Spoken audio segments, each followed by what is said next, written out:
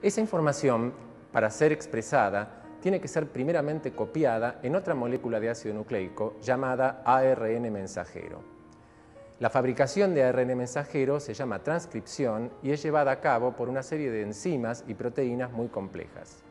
Una vez fabricado el ARN mensajero, en las células eucariotas, tiene que salir del núcleo y lo hace a través de poros que se encuentran en la membrana nuclear. Ya en el citoplasma, el ARN mensajero se dirige para encontrarse con unas partículas llamadas ribosomas, que son las encargadas de fabricar las proteínas correspondientes. En el caso de las proteínas que tienen por destino final o bien la membrana plasmática o bien la secreción, es decir, que van a ser exportadas fuera de la célula, los mensajeros se encuentran con ribosomas que están adheridos o adosados a una serie de membranas que están en el interior del citoplasma de las células, conocidas como retículo endoplasmático.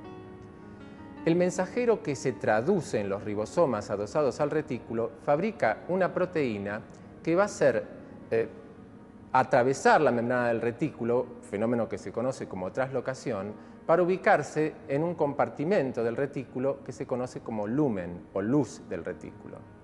De allí, del lumen del retículo, la proteína sigue un camino por el cual va a ir pasando por distintas vesículas que tiene la célula eucariota, incluyendo el aparato de Golgi, y más tardíamente a vesículas que se fusionan con la membrana plasmática y descargan el contenido de la proteína fabricada al exterior. Durante todo este tránsito o camino proteico, hay una serie de modificaciones que sufren las proteínas.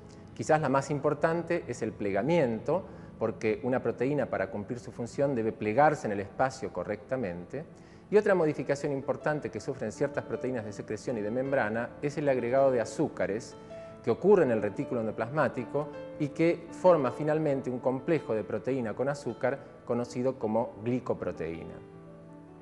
Este proceso de secreción, desde el ribosoma adosado al retículo endoplasmático hasta la vesícula que se fusiona con la membrana plasmática y descarga su contenido afuera, no solamente está regulado, sino que es muy importante para el funcionamiento de todo el organismo pluricelular.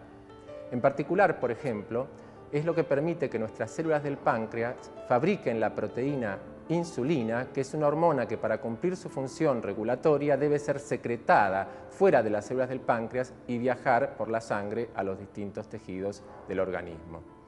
Es decir, que los sistemas de síntesis de proteínas no solamente permiten ubicarlas en el lugar apropiado dentro de cada célula, sino también mandarlas al exterior para que cumplan otras funciones en distintas partes del cuerpo. Pensemos las cosas desde el principio. Los organismos generados por reproducción sexual tienen en su núcleo dos juegos de información genética, uno aportado por la madre y otro aportado por el padre. El óvulo fecundado es la primera célula en la cual queda reunida toda la información. De hecho, es propia, es característica y es exclusiva de este individuo, que queda constituido desde ese momento, desde la fecundación. A partir de esta única célula, llamada cigoto, y sucesivas divisiones, se genera un organismo pluricelular. Y en todas las células está la misma información genética. Ahora bien, si esto es así, ¿por qué las células de un organismo no son todas iguales? ¿Por qué no tienen todas la misma forma, cumplen la misma función? En definitiva, ¿por qué un organismo pluricelular no es una masa de células idénticas? Para eso fuimos a consultar al doctor Omar Coso. No todos los genes de una célula se expresan a la vez. Algunos se expresan en determinadas etapas del desarrollo y otras en otras. Es más, algunos genes que son esenciales para las funciones de cierto tipo celular jamás van a ser expresados en otro tipo celular distinto.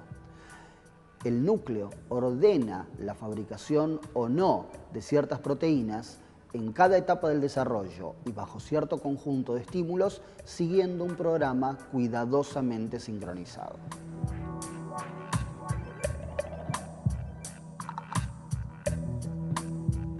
Los mecanismos moleculares que guían ese desarrollo surgieron del proceso de selección operado durante millones de años de evolución.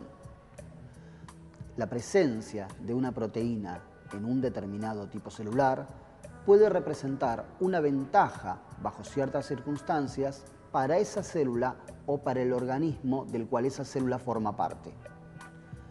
La selección natural que nosotros observamos sobre los individuos y sobre las especies opera a nivel de la presencia o ausencia de ciertas proteínas a nivel celular.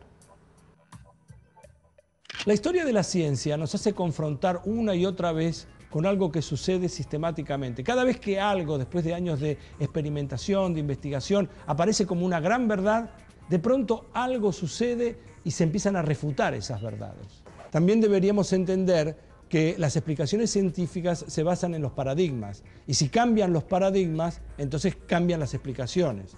Y nos vamos a meter entonces en una rama de la ciencia que se llama epistemología. Si pudiésemos viajar 500 años atrás en el tiempo y decirle a un campesino que se asusta en el campo frente a un rayo, que algún